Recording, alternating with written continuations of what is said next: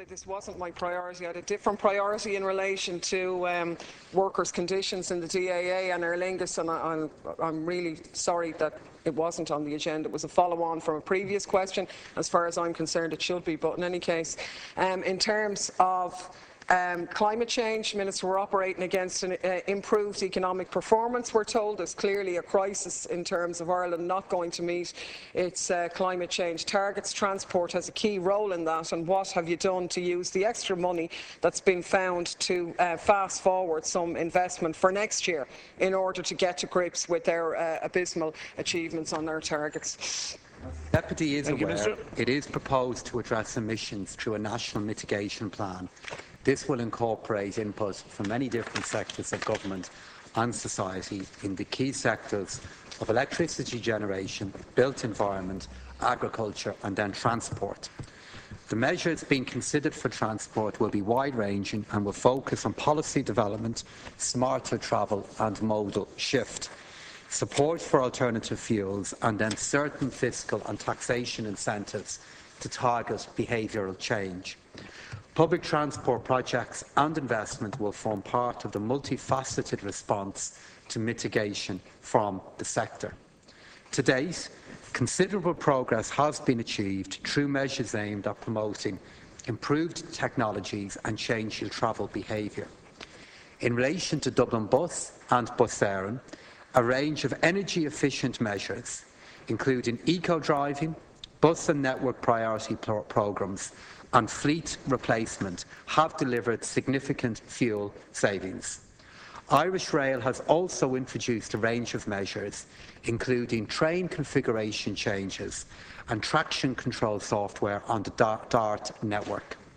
In relation to fleet replacement specifically, Dublin Bus will get an additional 110 new buses, which will consist of 80 replacement buses and 30 for market growth in 2016.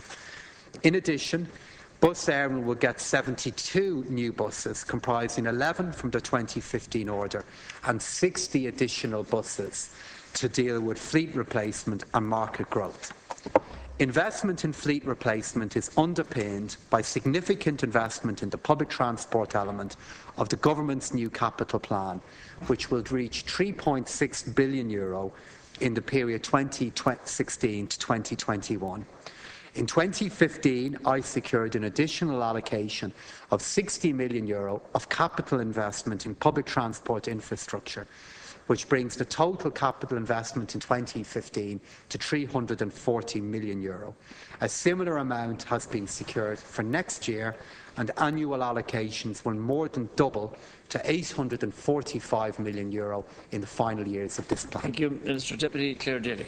If that's the best that's planned, we have a serious problem here. There may have been more investment in Dublin Bus, but fares are going up, making the public transport network less attractive for users. Iarn Road Éireann has changed its schedule, cutting out key routes at key times in areas like North County Dublin, again forcing people out of the trains back into their cars. And congestion is back to boom time levels in 2008. And the EPA we're not going to just fail to meet our targets, we're going to massively overshoot them, because what we've had is a huge amount of plans but very little substance. I mean, transport emissions are projected to increase by 20% over the period 2020 to 2035, and the only two things really in your plan for dealing with this is electric cars and also the move to biomass and biofuel. And let's look at the electric cars very briefly, Minister. You've told us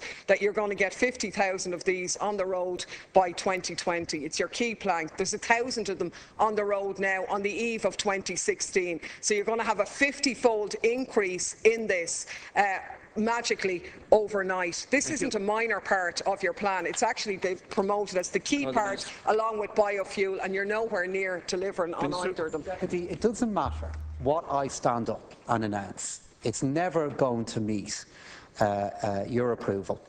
What you're standing up and saying here is flatly refusing to accept the reality that investment in public transport is increasing. You talk about plans, you talk about their delivery. Let's look at delivery for next year. Let's look at the opening up of the Phoenix Park Tunnel, with an ability to carry an additional 1 million passengers. Let's look at what I have just referred to. An additional €90 million has already been made available to Dublin Bus and Bus Éireann to provide new buses for them. That is happening. And I think really the reason why you're so unwilling to acknowledge any of this additional investment is because it's all happening from a recovery that you said would never happen.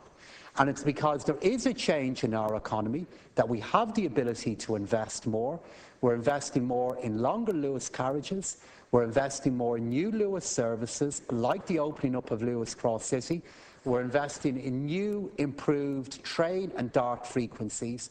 We're investing in more buses being available. Thank you. And also in relation to private transport and in relation to how we need to make private cars more efficient, we are putting in place, and we have out to public consultation now, a new policy in relation to alternative fuels, in relation to biomass, in relation to compressed natural gas, to look at how we can make more of these fuel sources available for use in private vehicles. Deputy Clare Daly. I'm absolutely delighted the economy is recovering, Minister. I'm just sorry that the statistics show that it's disproportionately loaded to those at the top, and actually those in the middle at the bottom have seen their incomes falling. But on the issue of public transport, which we do need a radical investment on, when you came to power, Metro North was on track.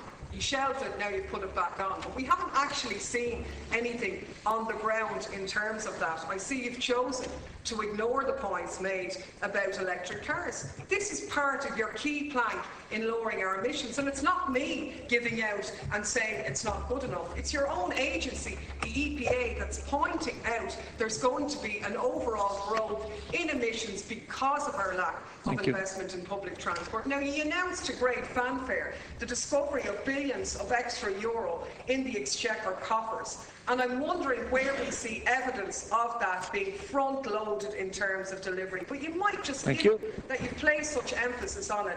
Let's talk about the electric cars. How are you going to get it from 1,000 to 50,000? And given when you came to office, the target was actually 230,000.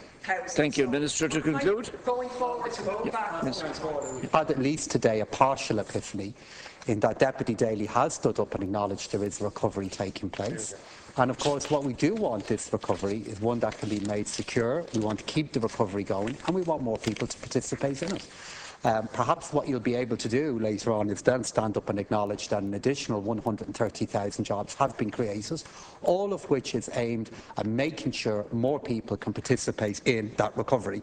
In relation to actual delivery, I'm just not sure whether you wanted to listen to what I said there a moment ago, but I've already outlined what we're doing in buses alone. Now, in relation to electric cars, and let me deal with that matter, I think it's such a pity in your analysis of the issue you failed to acknowledge that there's over 1,000 electric recharging points available across our country, that 97 to 98% of all of the towns and cities that need these points now have them in place.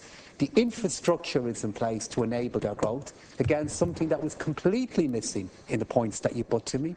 In relation to one point that, in fairness, one of the few points that you made that I did agree with, is that we need to look at their use. We need to see more of them being now utilised. And that is why myself and Minister Alex White have now put in place a new group between both departments to look at what measures that we can put in place to incentivise more use of these vehicles, to take advantage of the very infrastructure the Deputy did not want to acknowledge in her contribution. Thank you. Now,